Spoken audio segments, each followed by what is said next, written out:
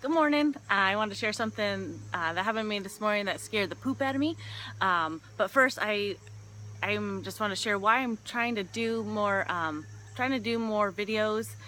My friend Becca had shared with me that they may be helpful to put those on my blog because not everybody likes to maybe read a blog. They may more enjoy like listening or watching something, and so maybe it's easier to just learn and watch a vlog thing while you're like doing dishes, and that's just easier to do. So anyways, that's why I'm trying to do more of these videos.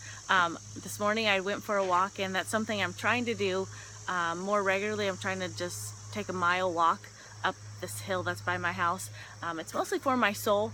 I love to be outside in the silence and the solitude, and it's a good time for me to pray and like think through like what are the things I just want to release and let go to God, like what are the things I'm like kind of fretting over. And so it's nice to walk and at the same time just think about, okay, what do I need to release and give back to God, what it's like, what's weighing on me.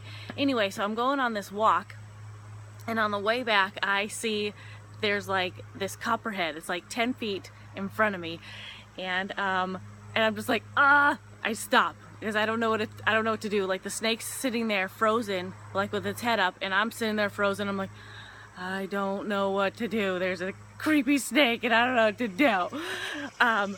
Anyway, so I'm just like standing there. I'm probably standing there like several minutes. I'm like, I don't know what to do. Should I like throw a rock at it so it gets scared and like goes into the forest, or should I like walk around it? I don't know. Anyway, so I'm just still standing there, and my husband, seriously, somebody's mowing? Anyways, hopefully this video works. This guy, my neighbor, he's like starts jogging towards me, and like he doesn't see the snake, and he's like heading right towards her. I'm like, sir, there's a copperhead. And like he doesn't like freak out or anything. He just grabs this giant branch over to the side, and he's like just like chucks it back into the forest. Like he didn't like squeal or like jump. Like if I did that, I'd be like, like just freaking out. But he doesn't do any of that because he's totally not afraid, and I would never ever try to move a snake by myself because I'm such a giant chicken butt. But I just found it interesting while I was on my walk. Like I was praying and just asking God to help me with my fears, because I've come to realize I live, I think, in bondage to fear. It's really become very evident to me, especially over the last 2 years, that I struggle a ton with fear. Whether it's like fear of sickness, fear of death, fear of, not that I'm afraid of, like I know that I will be with Jesus when I die. It's just like I don't want to leave yet. Like, so there's that fear of like leaving my family. Anyway, so I have like fear of death, fear of sickness, fear of kidney stones. I mean, like the random things. I'm like, oh my gosh, is that a kidney stone? It's coming back. Fear of, I just have a lot of fears, and it's kind of consuming. And so I've really been feeling, especially in the last month or so, that God wants me to grow in boldness and to live in freedom. Like the word fear and freedom keep coming back to me, whether it's things I read or and so I feel like God wants to lead me into a greater level of freedom. More on that later. And just how God has been speaking almost in like my counselor said, in stereo. Like it's so crazy. Like I can't journal fast enough how God, I feel like, is speaking so directly to what my heart needs.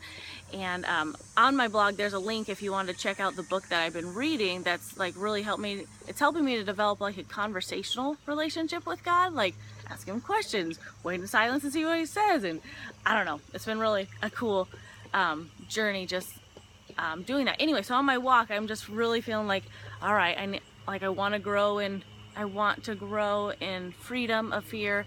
And so I was just kind of praying like, God, like what can I do to grow in that? Like I want to be free from these fears.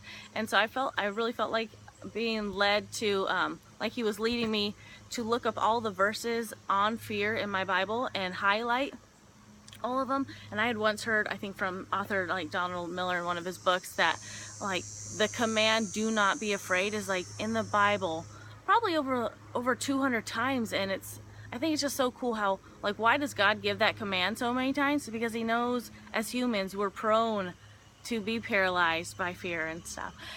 And so so I feel like that's kind of like one of my first steps in trying to grow in freedom and being free of all these fears that kind of like paralyze me and can cripple me at times. And so I'm gonna start that, like start looking up verses and just underlining them in my Bible. Sorry, real quick, I was gonna look see if there's anything else I need to add that I had put on my blog. Nope, I just wanted to share this journey that I'm on, and I'm trying to become more free, living in freedom, freedom from fear.